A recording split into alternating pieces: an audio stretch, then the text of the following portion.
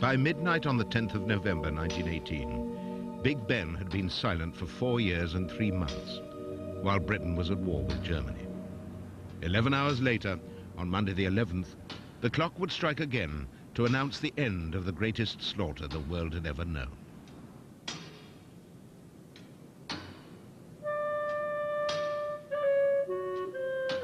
On that day, the survivors and their families would be caught in cross currents of happiness, grief, and confusion. They would look back at a world that had gone forever and ask themselves what had happened to it and why. Every town, every village, almost every family had lost someone. They would wonder what kind of world was waiting for them now. All this was 80 years ago, but from letters and diaries and the stories they told their children and grandchildren, we can share what they felt on the day the guns fell silent and the killing ended. We can see how the Great War changed everything. We can see how the world we live in now was born then.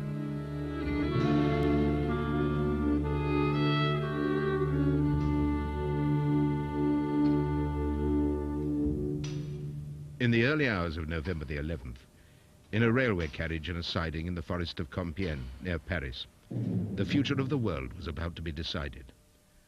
After 3 days of negotiations, the German representatives were facing defeat and humiliation at the hands of the French Supreme Commander, Marshal Ferdinand Foch, and the British First Sea Lord, Admiral Sir Roslin Weems. It is a curious scene in the middle of the forest, raining and leaves falling, and yet there is nothing sad, at any rate for us. The two trains, 200 yards off each other. Stray sentries in blue-grey can be seen amongst the trees. Nothing else in sight. We are in telephonic communication with Paris and the world.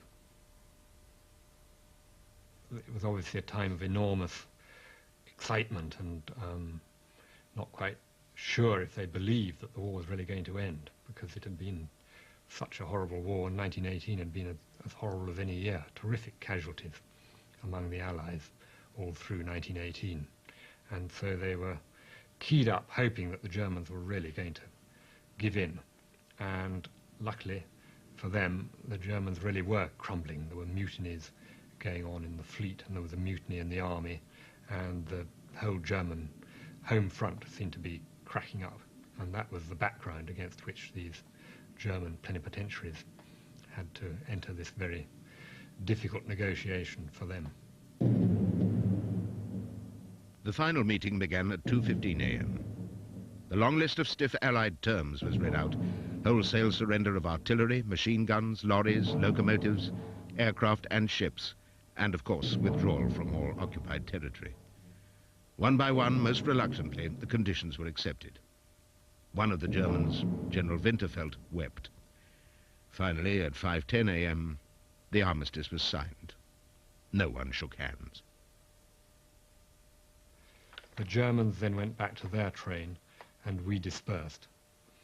Having to start for Paris at 7:30 a.m., I felt it was too late to go to bed, and so I went for a walk in the forest, and it was a queer feeling that I had that the war was at last over, and that bloodshed would cease at 11 o'clock.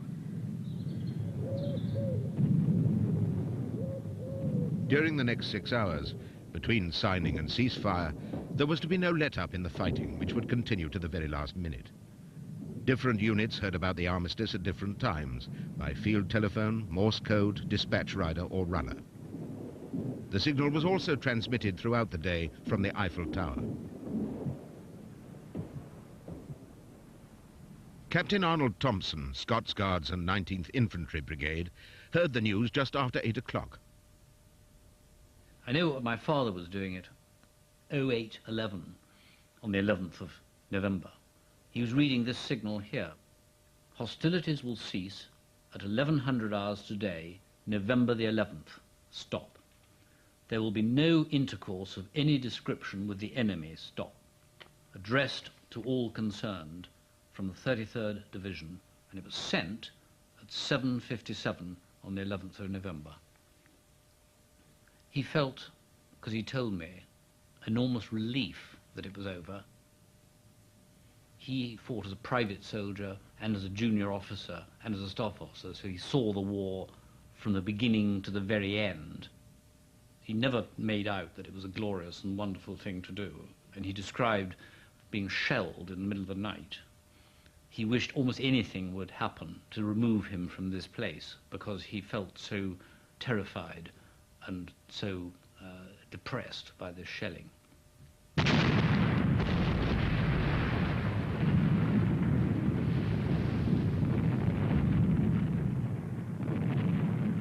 There were many unpleasant ways to die, and the one that I think most people feared most was being buried alive when a large shell hit your trench or your dugout, and you were then covered with soil many feet deep, suffocating to death. And that is something that my father told me that he feared.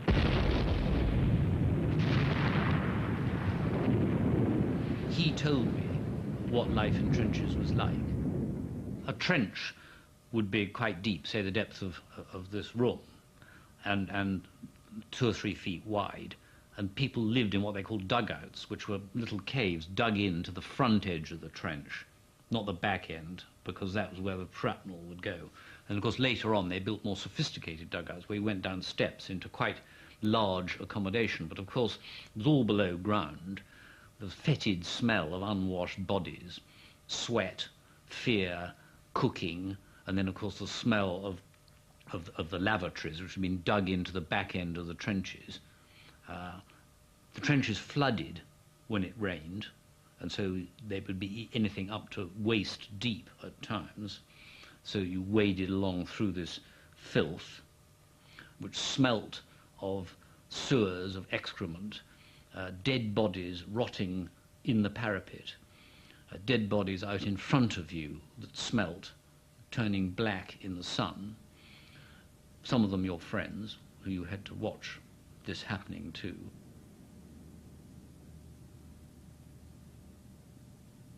This film shows men of the Lancashire Fusiliers sheltering in a sunken road in no man's land, minutes before going into action.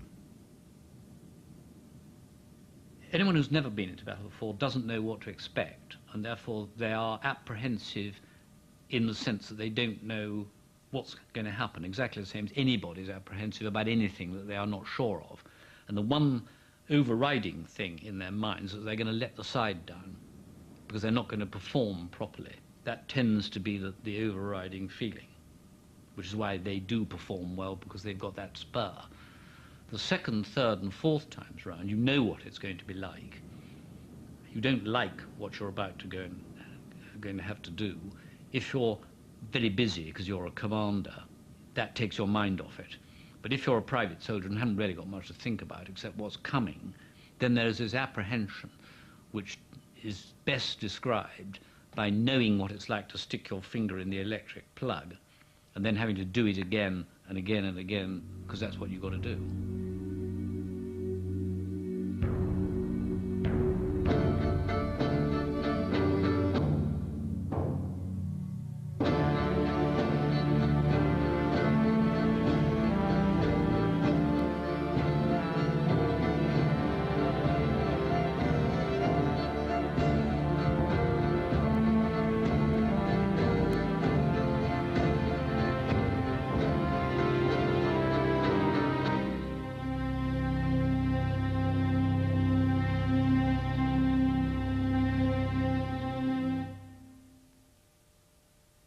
With no radio or television to tell them what was happening at the front, people at home relied on letters, newspapers and magazines. Every week for 4 years, the London Illustrated News carried eyewitness reports, photographs and artists' impressions of battles.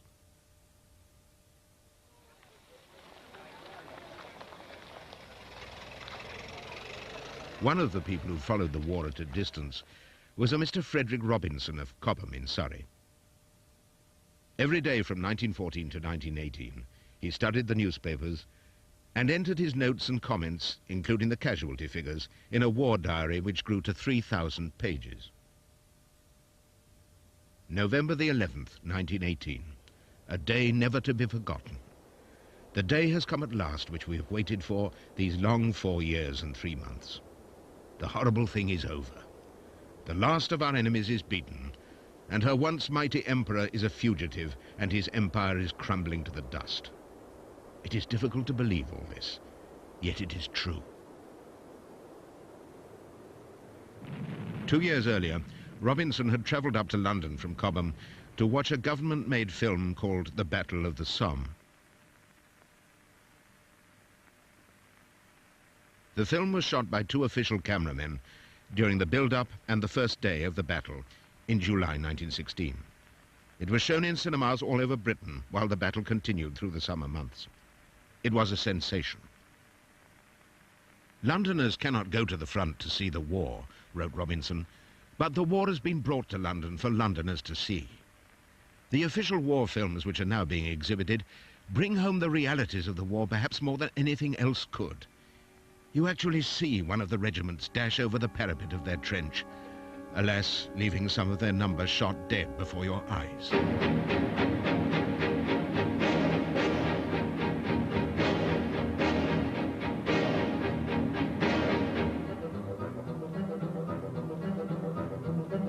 It is now believed that these scenes of soldiers shot as they left the trenches were faked at a training ground earlier. Done for television now, it would be labelled reconstruction. The intention was to convey what had become the key experience of war on the Western Front. Infantrymen going over the top. It is a sanitized version of events.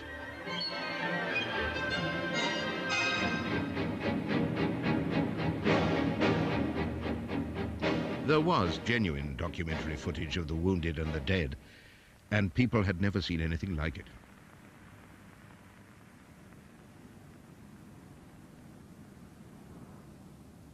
Frederick Robinson was enthusiastic about this new kind of war reporting. All this is for good, he wrote. As the King is reported to have said, the public should see these pictures that they may have some idea of what the army is doing and what war means. Which is quite true, provided their nerves are strong enough. What people properly take exception to is that these films, with all their realism and awfulness, should be shown sandwiched between farces of the Charlie Chaplin type. When I saw the films, they were immediately followed by a farce called Fickle Fatty's Fall, which could certainly not have been in worse taste. The Battle of the Somme lasted 4 months. It moved the front line a few miles nearer Germany at a cost of 400,000 British casualties. The German casualties were 600,000. This was the nature of the war.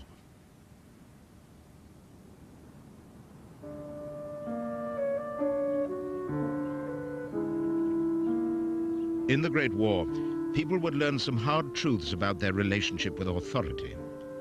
They would discover that their leaders did not always have their best interests at heart and could be profligate with their soldiers' lives.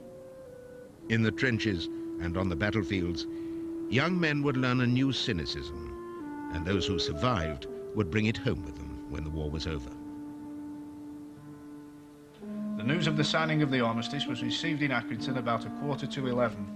It flashed through the town almost with the rapidity of a wireless message, and in a few minutes the main street of the borough, which up to then had been quiet and lifeless, was a scene of great bustle and activity. Today the angel of peace has spread her healing wings over the torn and bleeding lands.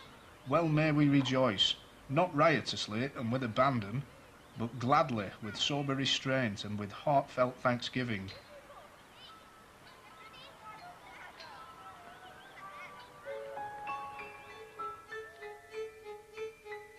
By November the 11th, 1918, almost every family in Accrington had lost a son, a father, a brother. The heart had been torn out of the community 2 years earlier. Like many towns in the north of England, Accrington was encouraged by its dignitaries to form a pals battalion. Pals because the men came from the same area, often worked together, and would therefore fight well together.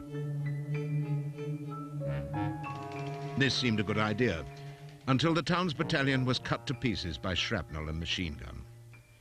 In July 1916, the Accrington Observer and Times found itself trying to make the best of some appalling facts. 1,000 men had answered the mayor's call for volunteers, and when the battalion went into action for the first time, it lost half its strength in a few minutes.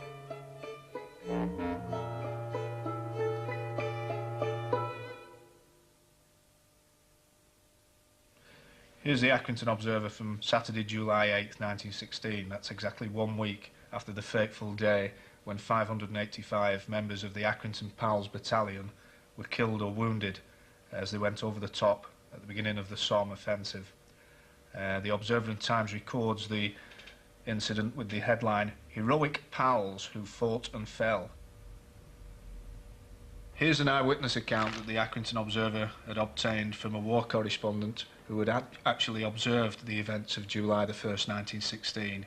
He describes the Pals' great charge and their heroic advance against machine gun fire, and almost with a comic note he describes the lads went over smoking and joking, and he says later in his article, "Never shall I forget the scene I witnessed from that copse, and I feel real pride in the men of the North who strode forward in the face of those spitting machine guns and lines of German rifles as calmly as though going to their dinner, without any rushing or charging, just heading for the objective and caring for nothing except getting there." The thinking now is that maybe the Accrington Pals have often been described as lions led by donkeys. I think these men were victims. They were very courageous men, but they were perhaps naive, and I think they were perhaps sacrificed by the generals at the time. I think over the years the glory aspect wanes and people sat and thought about it and the way that it's been led. I think a little bit of resentment at the leadership and the qualities of the generals that had ordered those brave young men over the top. It was the feeling that stuck in a lot of people's throats. The British Commander-in-Chief for most of the war was Field Marshal Sir Douglas Haig. On the 11th of November 1918, he was at his advance headquarters in Cambrai in northern France. The first thought would have come into his mind was, well, thank God that's over. And he would have thanked not so much Lloyd George, but he would have thanked the Almighty and thanked his men. Monday, 11th November 1918. Fine day, but cold and dull. We were all taken on the cinema. General Plumer, whom I told to go off and be cinema'd, went off most obediently and stood before the camera trying to look his best, while Byng and others near him were chaffing the old man and trying to make him laugh.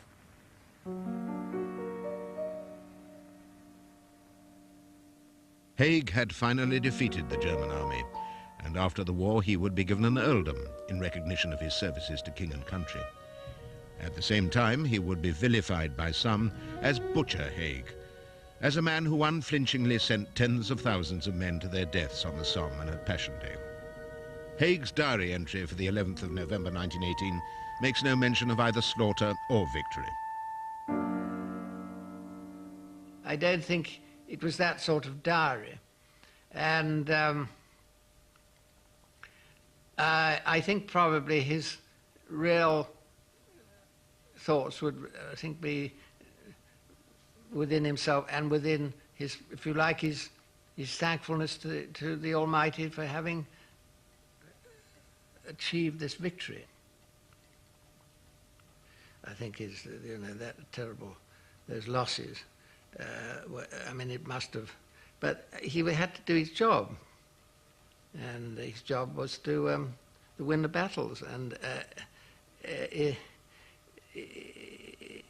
the shame, the sadness, the tragedy of it was that that he had to fight the battles, and he did it the best he could. The carnage, this terrible firepower, which was available, directed on very, very limited field of fire, which made this carnage inevitable. It was a sort of ghastly situation to be in. for him to be in, and for the men to be in, for everybody to be in. It was too awful, I think. I think people realize that, but I think it's quite unfair that my father should be made a scapegoat, and his generals scapegoats, for doing their best in this almost unavoidable situation. Out of the war, his first thought was for his men, that they should be protected and be properly treated after the war, have jobs, and those in distress, the war wounded and so on, would be properly looked after and cared for.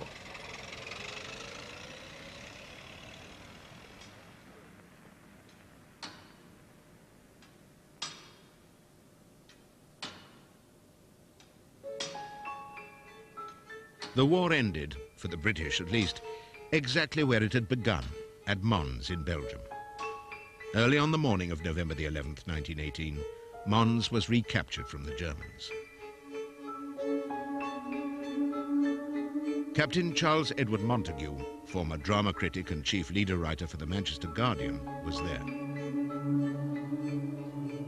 When the war ended, I had the luck to be at the very place from which the old army was forced to retreat in 1914. It was great when 11 o'clock went and the Belgian civilians crowded into the village square to rejoice. They played Tipperary on the church bells, and we all sang the two national anthems. What luck I've had through it all.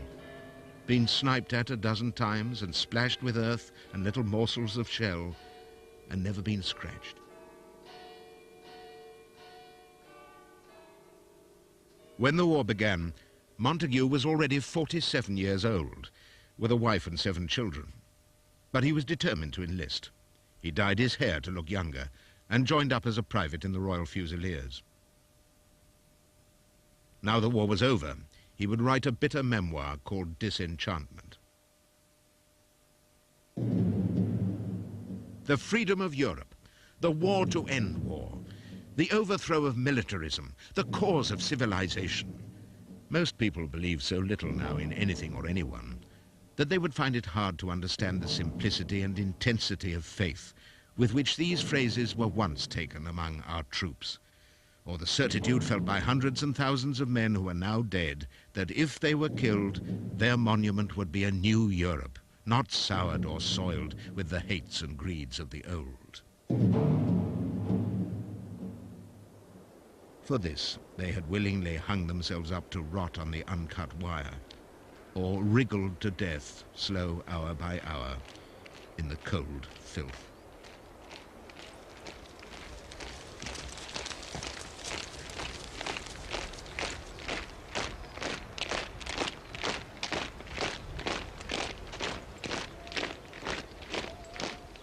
Left, right, left, right, left, right.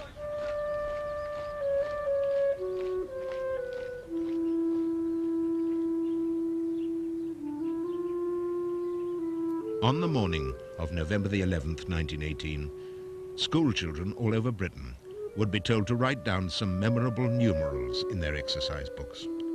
11, 11, 11. The 11th hour of the 11th day of the 11th month. Never to be forgotten.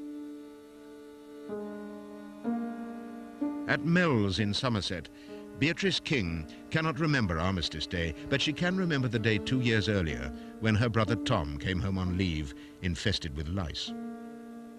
I was going to school with other girls, you know, that I went to school with, and we had to go up a hill.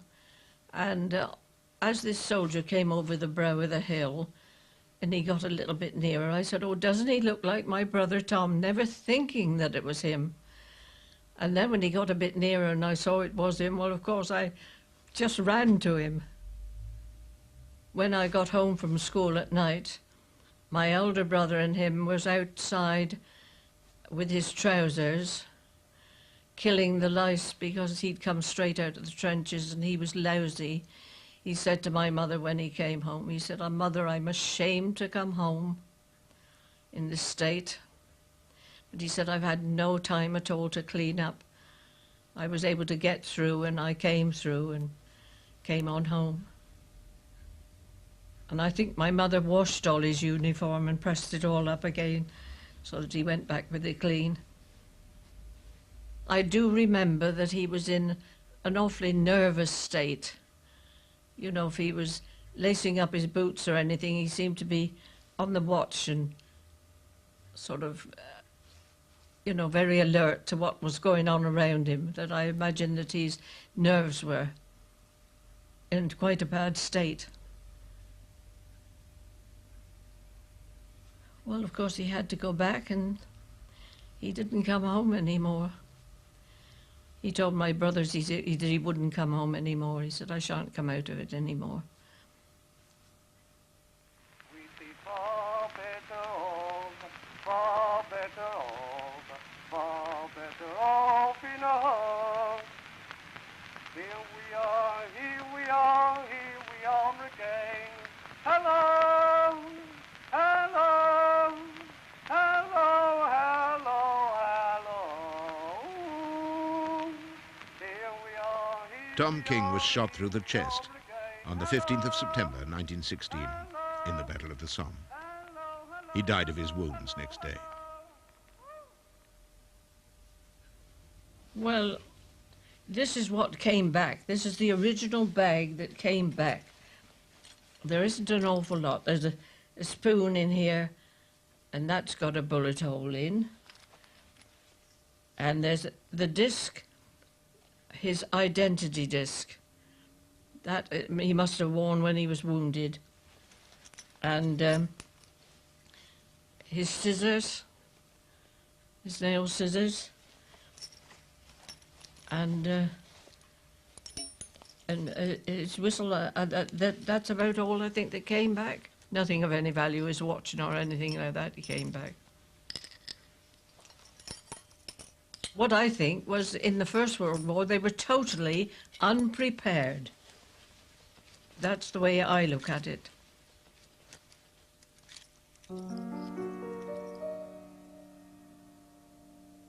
Tom King's brother Charlie was also killed in the war.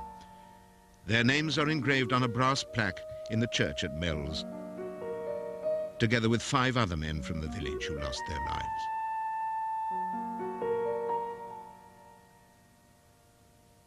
On another wall in the same church hangs an officer's sword. It belonged to the Prime Minister's son, Raymond Asquith, who was killed on the same day in the same battle as Beatrice's brother Tom. Asquith was from the opposite end of the social spectrum, an intellectual prodigy, the most brilliant classic scholar of his generation. He was married to Catherine, the beautiful daughter of the Horner family who owned the Mells estate and manor house. Raymond and Catherine had 2 daughters, Helen and Perdita, but when the war came, Raymond left for France with the Grenadier Guards. His generation, the more intelligent ones, were rather dissatisfied with their life before the war. They were looking for some motivation. He says somewhere that life is rather barren of motives. And when the war came, they welcomed the opportunity, they didn't welcome the war, but they welcomed the opportunity to do something which they considered was really 100% worth doing. They weren't at all interested in going into business or banking or anything like that. That was considered rather unworthy. They were looking for something that was really satisfying and inwardly rewarding. I think they then took great pride in not being got down by these appalling conditions in the trenches, mud up to your waist and dead bodies floating around all around you. And they did take great pride in, as far as they could, in not letting it get them down. Asquith wrote dozens of letters to his wife and friends, containing graphic descriptions of life and death at the front. Under bombardment, I was relieved to find that I could stand up and watch and say bugger in a perfectly even tone of voice for an hour at a time on each occasion. Some people are shamelessly abject while it is going on. You would hardly believe them human. They lie on their faces in deep yellow mud and scrabble idiotically with their hands like moles trying to scrape their way into the wall of the trench. I used to have a little packet of letters that he wrote to us as children, and I suppose it was the same rather matter-of-fact description of horrors, which didn't strike us as particularly awful. But I think it was part of his sophistication, I suppose, in a way, that he could be so detached, but also very, very loving. Your mother sent me the other day a very nice little story you had written about a widow in the snow. I don't get too many good stories to read out here. There are plenty of widows, but it is the rarest possible thing to see any of them making a snowman. Not for want of snow either, because we have plenty of that. I went to the top of a hill the other day to see a battle, but it was a very poor sort of battle, and I came away much disappointed. I hear you have lost some of your front teeth.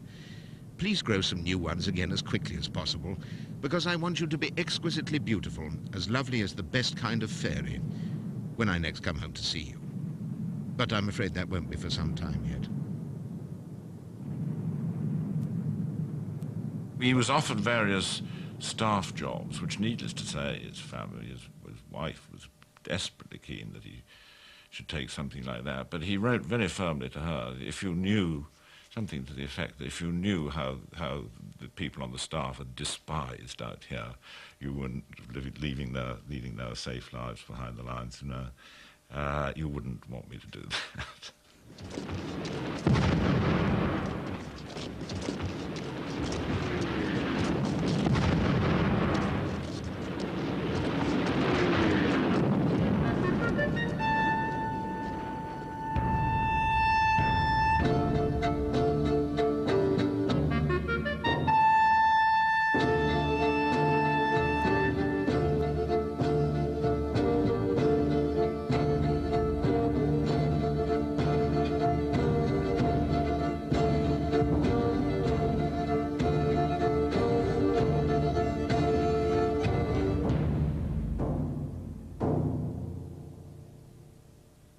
We've had a fairly filthy time of late.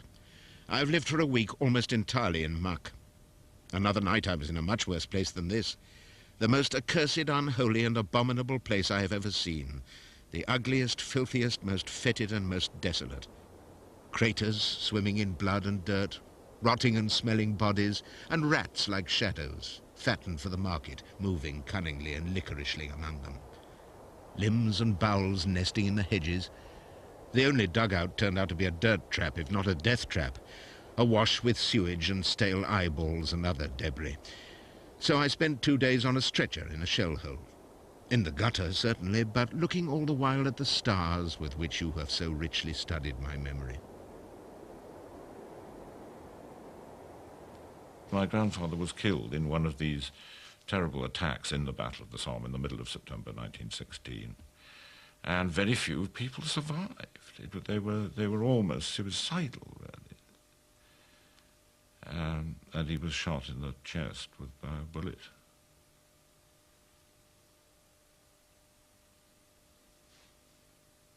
When he was being taken away on a stretcher, he didn't want to discourage his men, and he asked for a cigarette and lit it.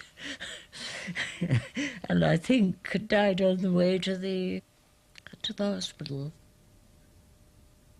A few days after his son was killed, the Prime Minister wrote a letter which showed how much Raymond had meant to him. I can honestly say that he was the thing of which I was truly proud, and in him and his future I had invested all my stock of life. That is all gone, and for the moment I feel bankrupt. I drove yesterday to Mells, nearly 80 miles, to see Catherine. Her mother was there, and of course the children. I have never seen anyone so stunned and shattered. All she wants is to die. I think before I went in, I'd seen my grandmother and said, "Why does Mother want to see me?" And she'd said, "Bad news about Daddy, darling." And I went upstairs, and she took me on her lap and told me he'd been killed. And I realised this was something much bigger than anything I could imagine that being killed was something much more serious. And I think I tried to say a few conventional words of comfort and realised that they meant nothing to her at all. And just falling silent. On the afternoon of November the 11th, 1918, Raymond Asquith's father would stand up in the House of Commons to welcome the armistice and announce that from now on war will be recognised as an obsolete anachronism never to be revived. By this time, Asquith was no longer Prime Minister. Some say that his son's death hit him so hard that he had lost the will to be a war leader. Within a few months, he had been replaced by Lloyd George. Catherine lost a brother to the war, as well as her husband. Edward Horner, the only son and heir to the Mells estate, joined the cavalry and was shot through the groin by a German sniper. On the night before he left England for the last time, he gave a farewell dinner at the Ritz. When the upper classes went to the war, they took with them many of the privileges of life at home. On his first trip to France, Edward Horner had taken horses, a manservant, and a cook called Mrs. B. Officers shared the miseries of trench life, but there were also parcels from Fortnum and Mason, tinned partridge, turtle soup, and gentleman's relish. A lot of champagne was drunk. Some of this caused resentment in the ranks. Men who spoke out discovered what could happen if you criticized the conduct of the war. One of them was a self-confessed rebel called Albert Rochester, a railway signalman from Wiltshire. On November the 11th, 1918, Rochester was behind the lines with a signals unit of the Royal Engineers. 2 years earlier, he had run into trouble with authority. Just before Christmas, 1916, Rochester was billeted in a filthy, manure-soaked barn near Arras. He wrote an impassioned letter to the editor of the Daily Mail, complaining about the Army's inefficient use of manpower. He was especially irritated by the fact that officers had servants to look after them. I ask, as a soldier, on behalf of millions of citizen soldiers, that the officer be regarded as not of royal blood, that he be expected to clean his own boots, get his own food and shaving water. It may generate within him more respect for his rank-and-file brethren, and certainly release men for more essential military work. Yours faithfully, The Rebel, 31st of December, 1916. Well, he worked out there were about 500,000 men doing nothing. Well, the rest were at the front. They were military policemen, batmen, servants, grooms, well behind the front, not really doing anything. And so he wrote a letter. He did submit it to the censor. He didn't try and send it direct to the Daily Mail. The censor reported it, and the next thing he knew, he was court-martialed for, what was it, conduct prejudicial to the good order and the service or something like that. I didn't know anything about my father's court-martial until long after he died. He never talked about his experiences in the war. He ended up on field punishment number 1, which is a bit unpleasant. 2 hours pack drill, us running around with a full pack on, to pretty well exhausted. Then tied hand and foot to the wheel of a gun carriage for as long as they wanted to keep him there, just to shame him in front of his fellow troops. Then more pack drill, then all the menial tasks, the cleaning out of latrines and things like that. He had to do everything. It was really a degrading punishment for a man. On his first night of field punishment number 1, he was shoved into a barn with 5 other soldiers who'd all been on court-martial for desertion in the face of the enemy. The next morning, 2 of those were sent away to a 10 years penal servitude. The other 3 had a death sentence read out. That was a sergeant and 2 corporals. This is what my grandfather wrote about the executions. A motor ambulance arrives, conveying the doomed men. Manacled and blindfolded, they are helped out and tied up to the stakes. Over each man's heart is placed an envelope. At the sign of command, the firing parties, 12 to each, align their rifles on the envelopes. The officer in charge holds his stick aloft, and as it falls, 36 bullets usher the souls of 3 Kitchener's men to the great unknown. As a military prisoner, I helped clear the traces of the triple murder. I took the post down. I helped carry those bodies towards their last resting place. I collected all the blood-soaked straw and burnt it. Acting upon instructions, I took all the belongings from the dead man's tunics, discarded before being shot. A few letters, a pipe, some fags, a photo. I could tell you of the silence of the military police after reading one letter from a little girl to Dear Daddy, of the blood-stained snow that horrified the French peasants, of the chaplain's confession that braver men he had never met than those 3 men he prayed with just before the fatal dawn. I could take you to the graves of the murdered.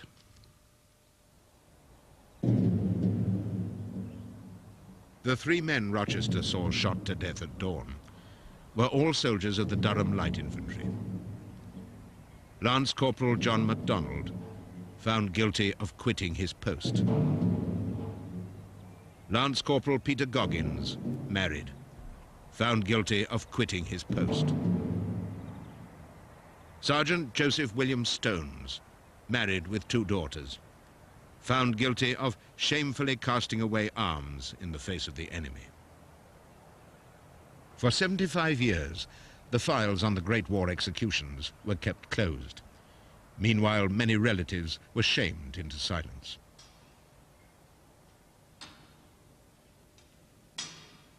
On November the 11th, 1918, in Crook, County Durham, Will Stone's brother entered the news of the armistice in the family Bible.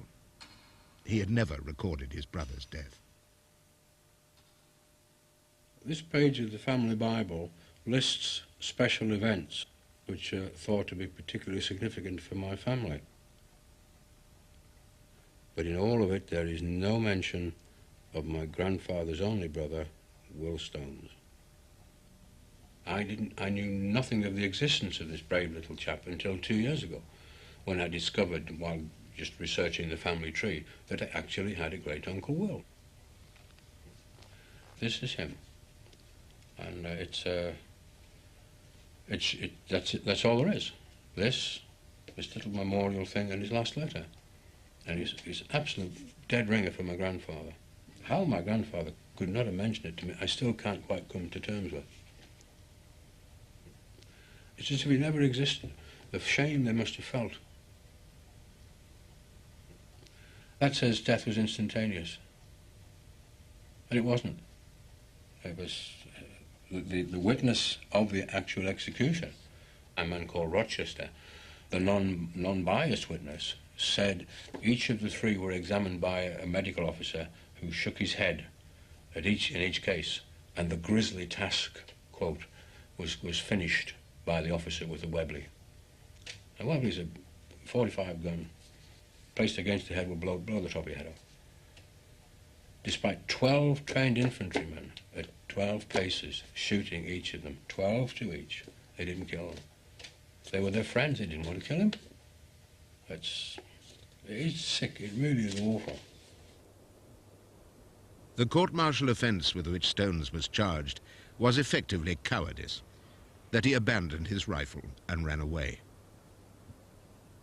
In his summing up, the defending officer makes 3 points. 1, he didn't run away. His whereabouts were known to everyone. 2, he didn't cast away his weapon in the face of the enemy. He used it, he rammed it across a trench because he couldn't fire it to stop a German advance. And 3, he was acting under orders. The officer that was with him, who was fatally wounded at the time, had said to him, "My God, Sergeant, I've been shot, run back and warn the battalion," which is exactly what he did. I know for a fact, at that point, you have Germans literally 4 yards away from you in a zigzag trench. I had to put my gun down and put my hands in the air straight away and said, "Excuse me, lads, that's it, the war's over for me." That would have been the simplest thing to do, instead of which he risks his life to run back and warn the battalion. And it's all here in black and white. No witnesses to the contrary. The plea is not guilty. The court find guilty, sentenced death. This one piece of paper condemns my great-uncle and the 2 corporals to have the brains blown out by the British Army. and it's signed by many levels of seniority, right up into Allenby and Haig as the top dogs in the British Army. I keep looking for some hidden agenda in here, and I think I found it with the letters between generals at the time. This is a quote from Brigadier General O'Donnell. It says, I am doubtful, however, if the evidence is sufficient for a conviction. The battalion, however, has not done well in the fighting line. They suffered somewhat severely from heavy shelling while in the Somme in July 1916. I mean, that's one of the euphemisms of all time. They were decimated. There were just a handful left. They were just blown to bits in all the regimental records. They were very shaky in the advanced trenches before Guillemont in August 1916. They were set up. They went over the top and were just shot to pieces. I am reluctantly compelled, therefore, to recommend that should the finding be confirmed, the sentence be carried out for the purpose of example and to show that cowardice in the presence of the enemy will not be tolerated by the British Army. And there were 306 men shot like this.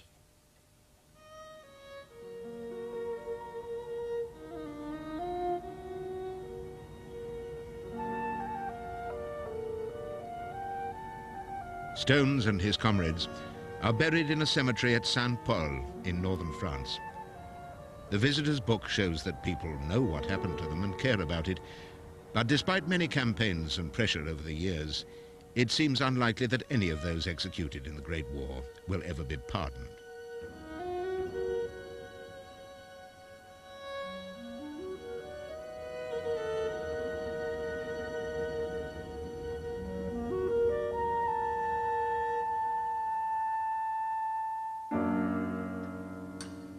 Minutes before 11 o'clock on the morning of November the 11th, mechanics from Dent and Company were making sure that Big Ben was ready to strike again for the first time since the beginning of the war.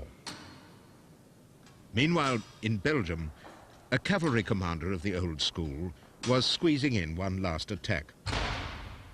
To Winston Churchill from Brigadier General Bernard Freiberg, VC. A line to tell you that I had the most wonderful finish to my war. We heard at 9:15 that hostilities were to cease at 11 a.m. I decided to get in touch with the Boche and raid him with my cavalry and cyclists one last time. We knew he was holding the crossing over the River Dender at the village of Le Cygne. We started at 9:50 and galloped 20 kilometers, rushed his outpost lines at the gallop at 5 minutes to 11 and charged into the village only 9 strong, shooting up the streets with revolvers and chasing Boche around blocks of buildings. We captured a bridgehead at 2 minutes to 11 and mopped up the village to the tune of 4 officers, 102 other ranks and several machine guns. I thought this might amuse you.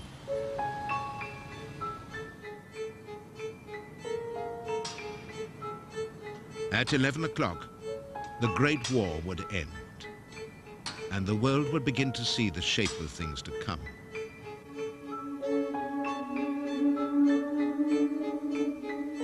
Tomorrow, Thoughts of a New Beginning, Part 2 of The Day the Guns Fell Silent on BBC One at 10:45.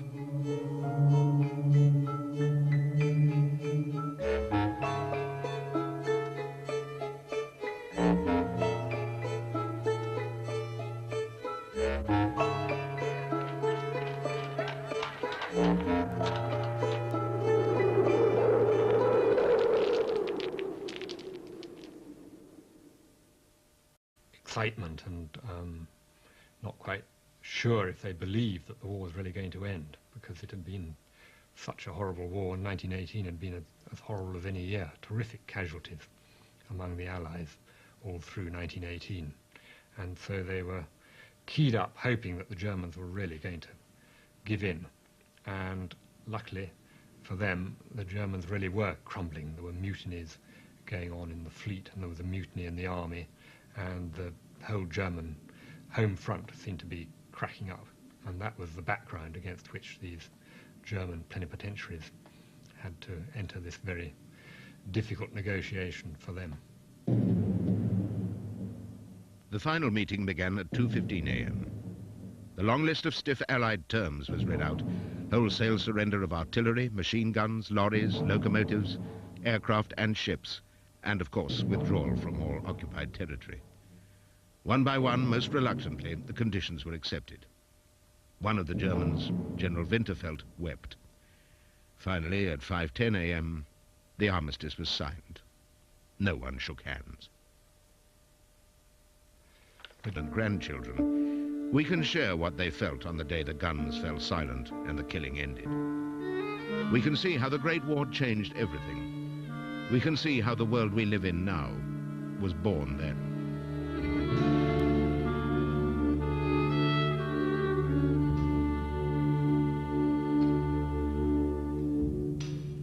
In the early hours of November the 11th, in a railway carriage in a siding in the forest of Compiègne, near Paris, the future of the world was about to be decided.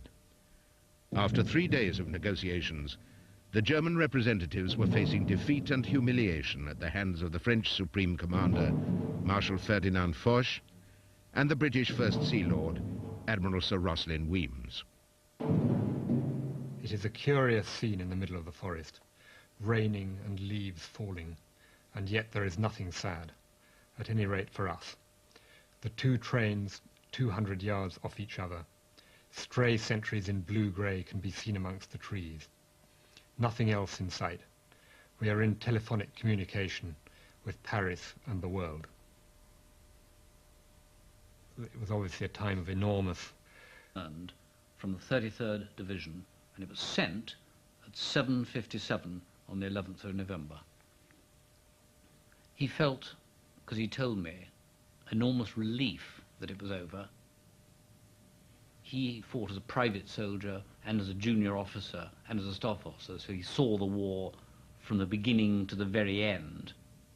He never made out that it was a glorious and wonderful thing to do, and he described being shelled in the middle of the night. He wished almost anything would happen to remove him from this place, because he felt so terrified and so depressed by this shelling.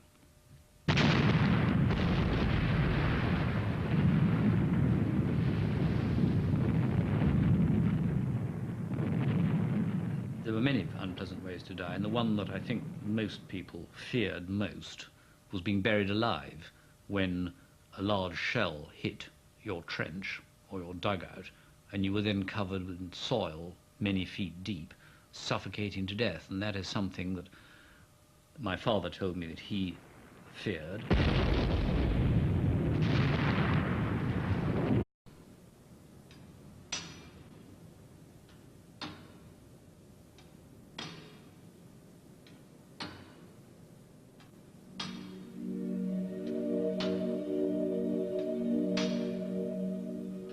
By midnight on the 10th of November 1918, Big Ben had been silent for 4 years and 3 months, while Britain was at war with Germany. 11 hours later, on Monday the 11th, the clock would strike again to announce the end of the greatest slaughter the world had ever known.